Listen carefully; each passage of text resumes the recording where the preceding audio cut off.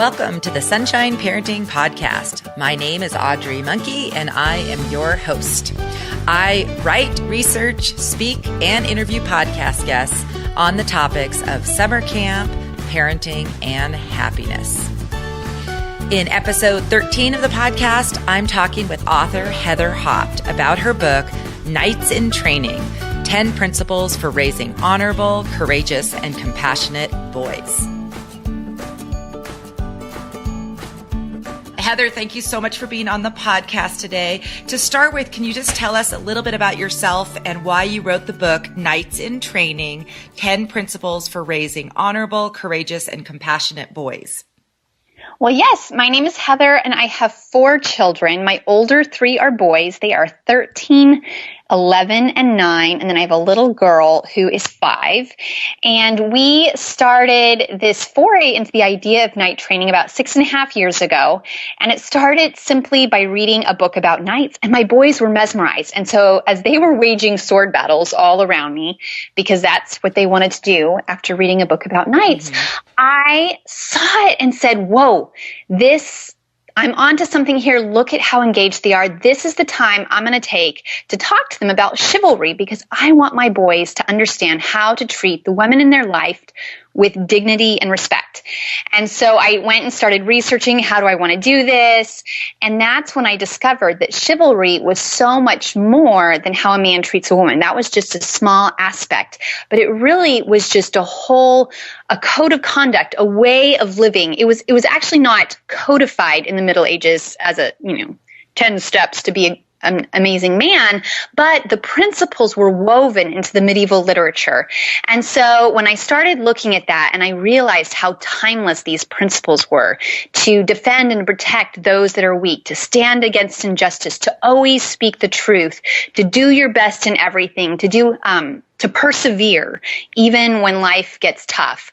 I saw those principles and I said, wow, this is what I want for my sons. And so I printed it up in a really cool font, burnt the edges, and I posted this Knight's Code of Chivalry in my home, and I called the boys over and I said, boys, we are going to do knight training. And they're like, with swords and everything? And I said, yes. And we're going to learn to embody not only the skills that a knight had, but really his heart, because that is where his true strength lies. And so I read to them the Code of Chivalry, and I said, this is what I'm calling you to live up to. Are you up to the challenge? And they gave a resounding yes. And it was so beautiful to watch them, even at those ages. And at that time, they were 6, 4, and almost 3. And at that point in time, they really took to it, and they wanted to embody the heart of a modern day knight. And so they started being on the lookout for ways that they could live out chivalry in their day-to-day lives. And as I've looked back over the 6.5 years, I've realized how much this has changed our family. It's changed the way we communicate with one another. It's given my husband and I a sense of purpose, that this is their training phase. And it's given the boys a sense of purpose, that they are growing up to be amazing men, and that they have opportunities even now to live this out in their daily lives. Oh, that is just awesome. It's funny because I had 3 girls first and then 2 boys. And it really is true when you were writing about in your book, it talks about how they're just drawn to create weapons, even when you try to keep them from having them. So I love that whole part that you wrote about how, rather than fighting this kind of innate desire to use weapons, you embraced it. And really, I love how you even codified, when you're doing a sword fight with your foam swords, here are the guidelines. I love that how you're, instead of just saying, don't do that, you instead let them do it and used it as a way to teach them, character traits. Yeah. So you don't say no and you don't give them carte blanche. You put on, here's how to do it with honor. Mm-hmm. Well, it was funny because, of course, my boys are older now. They're 13 and 16. And so we didn't do swords, but they loved, we talked about Jedi Star Wars things, and they had a lot of lightsabers around. And I think, again, that was I remember one of my sons had a Jedi birthday party.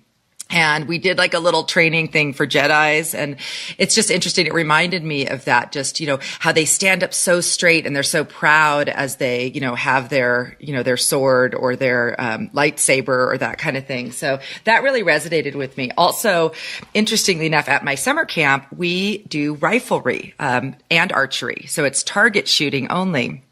And, sometimes parents are a little taken aback that we are teaching kids about weapons.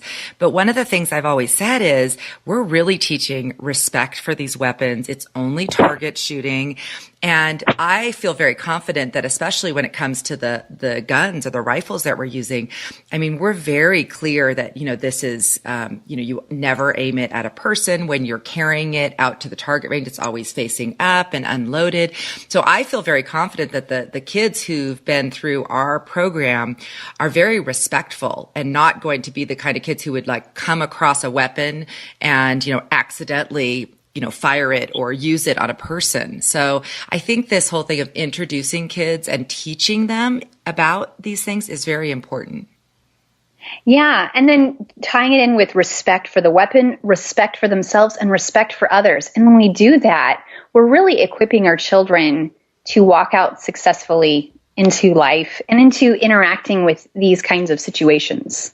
Oh, most definitely. So I'm curious, so now that let's see, your older son, you said is 13 now, how often or how much does your night training still come up for him at this age?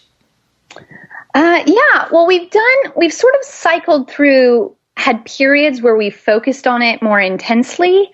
So initially we did it for a couple of months, and then we had a little knighting ceremony and made it official. But we let them know that really night training was through the entirety of childhood. And so we were going to be working on this for the rest of their boyhood years.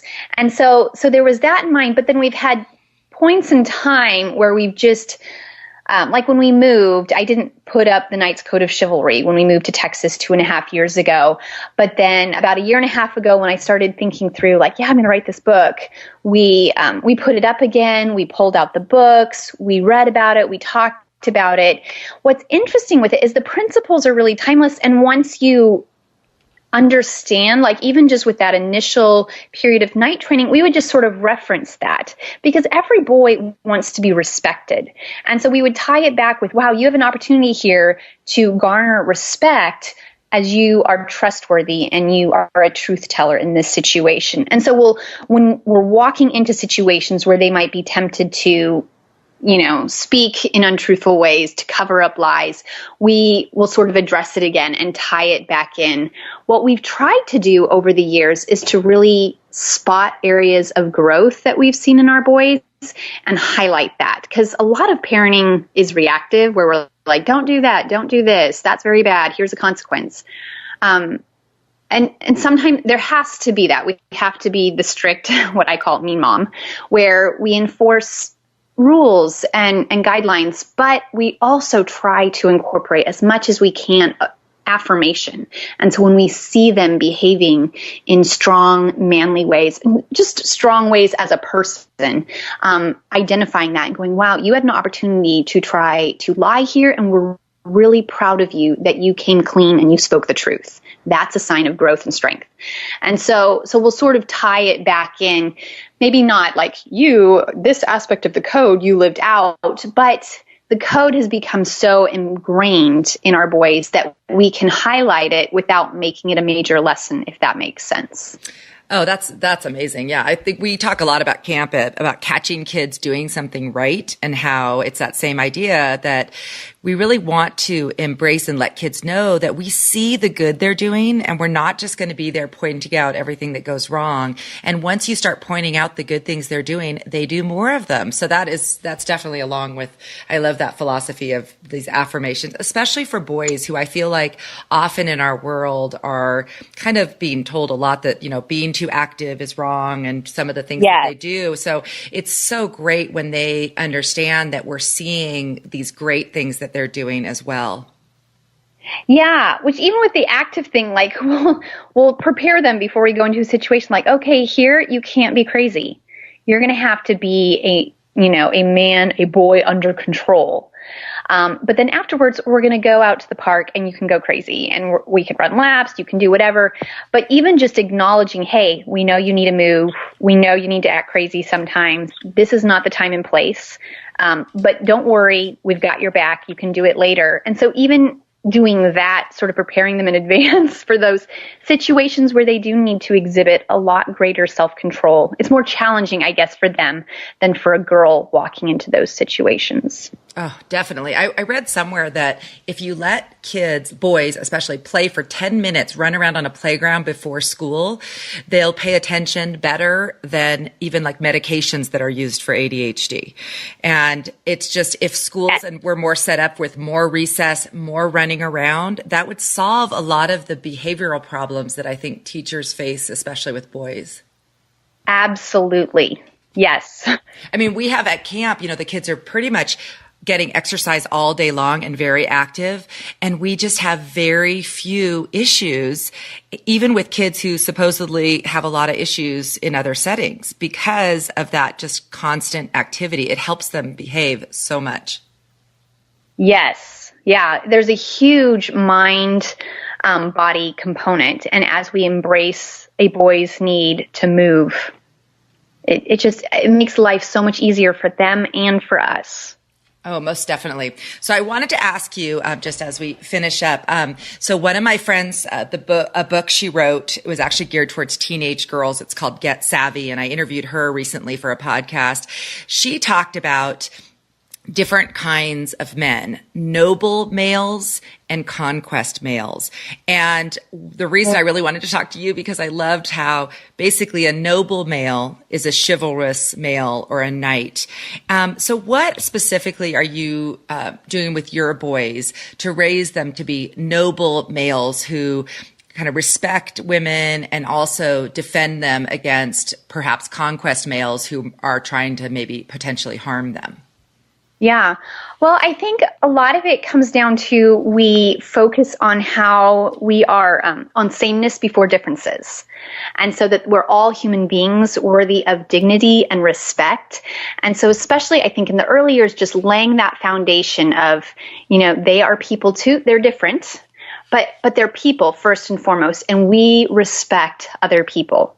But then we also acknowledge and celebrate differences.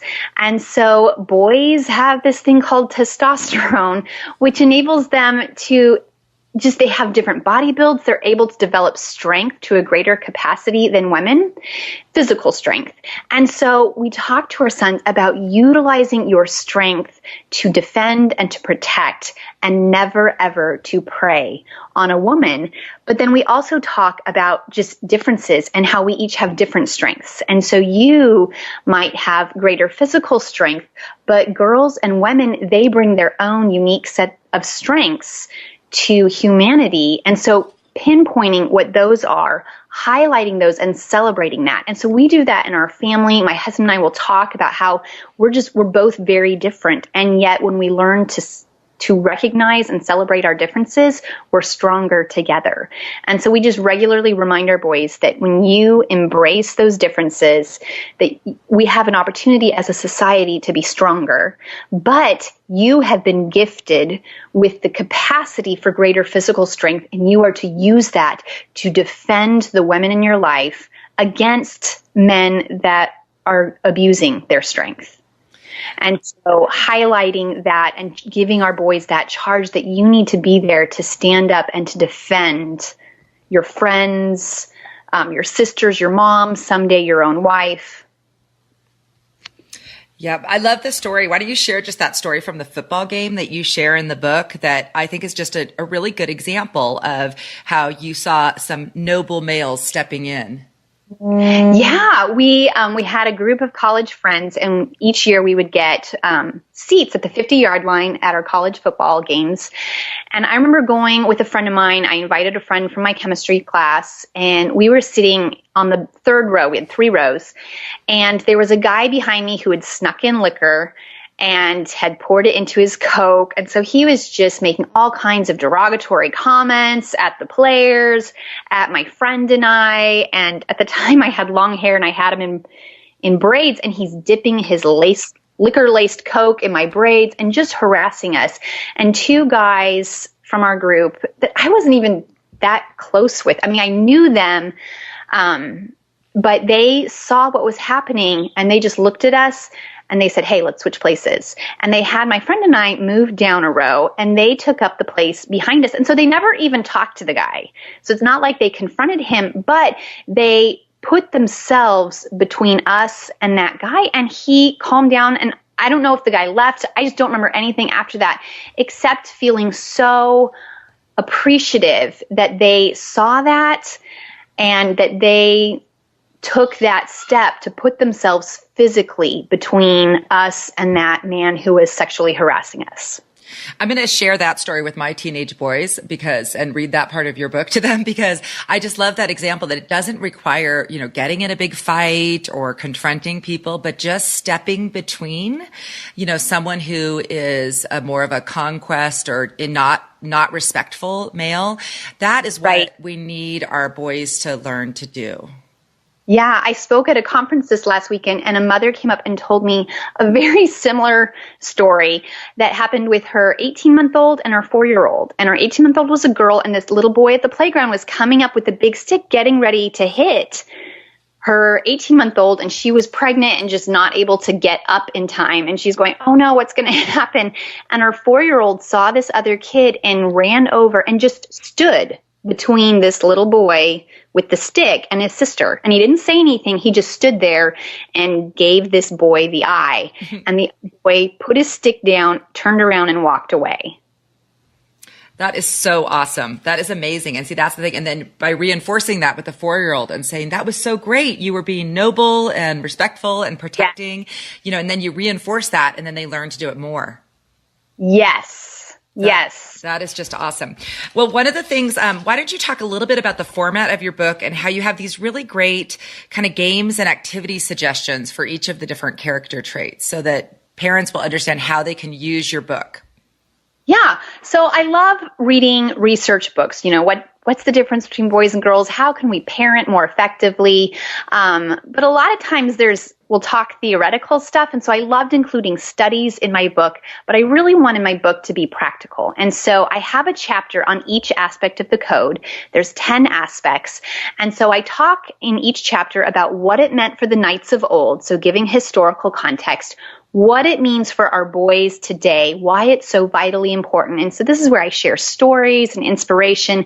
But then I end each chapter with a throw down the gauntlet section where I equip you as the parent to issue your sons the challenge. And so here's where I have things to discuss with your sons, games to play, skills to work on, so that they can be prepared practically to live out each aspect of the code. And so I really wanted to lay it out in a way sort of as a resource guide so that when you're encountering maybe problems with a certain aspect of the code, like maybe your son's struggling with lying and he's not being truthful, that you could go back and look at that chapter again and sort of get some handle on what are some ways that I can address this with him that will inspire him to speak truth. And so I have that practical aspect at the end of each chapter, which really I think is just helpful for us as parents, because we could be doing great in one area and then suddenly they slide or they're struggling with something. And so here's where we can go back and really help bolster them up and inspire them. Yes, that's awesome. I think also just one of the things that struck me about your book is just the intentionality of parenting, and whether or not parents want to use a knight code or they have their own 5 character traits that are what they value most. It's just realizing that we have this important role of keeping circling back with our kids on these values that are important to us. So even if parents choose to only use, 1 or 2 of your chapters, it's really useful to have kind of guidelines and to intentionally talk with and train our kids in some of these areas. Yeah, and that's the key, is just being intentional and circling back, because our kids are in process and they're not going to get it the first time we tell them. And if we're honest with ourselves, we know that we fail in many of these areas too. And it's just circling back and going over it again and doing reminders that is where we will succeed with our parenting. Definitely. Heather, tell us where else people can find you and your work and your speaking if they want to follow more of what you're doing. Yeah, I have all of that information on my website, heatherhaupt.com. And yeah, I love speaking is my favorite thing. I love meeting people in person and talking about these things. And so you can find out information there. I have old blog posts, more information on the book. And then I love to hang out on Facebook. I have an author page there. And then over on Instagram, I have both a personal Instagram account and then just one devoted to Knights in Training and raising up these boys of ours. Okay, amazing. I will put links on the page about this blog post. About this podcast. I will put links to all of your different sites so that people can follow your work. And I just want to thank you so much for taking the time to talk with me about your book. I really enjoyed it. Wish I had had it when my boys were younger, but I think it's still never too late to raise knights. And maybe these teenage years are even more applicable to talk about some of these principles. In many ways, absolutely, yes. Okay, thank you so much for your time, Heather. Have a great rest of your summer, and I'm sure we'll be in touch and stay connected. I hope I get to hear you speak in person at some point. Wonderful. Thank you for having me on. Okay, bye-bye. Bye. I enjoyed talking with Heather about her book. For notes and links to information we discussed in this episode of the podcast, visit my website at sunshine-parenting.com and search for episode 13. I'll end this episode of the podcast with a quote from Heather's book, Knights in Training, 10 Principles for Raising Honorable, Courageous, and Compassionate Boys. Why do we want to introduce our boys to the grand stories of knights? Not so they can engage in bloody battles and return to feudalism. Instead, we want to inspire them to embody the ideals of chivalry, to encourage them that evil can and should be fought, and to help them overcome their own weaknesses and selflessly display courage in helping others.